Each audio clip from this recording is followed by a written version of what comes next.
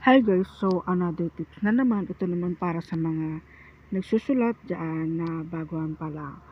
So kung gusto nyo ng masusulatan na walang kaproblema sa pagpapasa dahil nga sa mga requirements, itry nyo yung pen ink.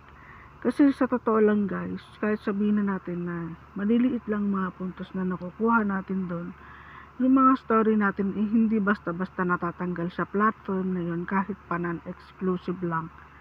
At habang nandun pa yung mga story natin, patuloy na kumikita yon habang may mga nagbabasa ng mga story natin. So maganda rin sa lalong-lalo na dun sa mga writer na marami nang magbabasa. Marami ng fans, kumbaga marami na silang readers. So ayun, bali, ang gagawin nyo lang, promote lang ng promote para maparami ng maparami yung mga readers ninyo. So ayun, ganun, paghihirapan mo lang talaga para lumaki ng lumaki yung laman ng account.